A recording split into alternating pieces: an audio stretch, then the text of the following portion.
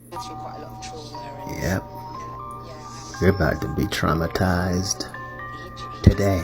stares into the distance and he doesn't really engage Staring into your soul. He's just really the weirdest dog I've ever seen. Can you go in and touch him? How dumb are you? So that he gets used to your smell. If you don't know, I'm not a real dog. Human tongue. Take that.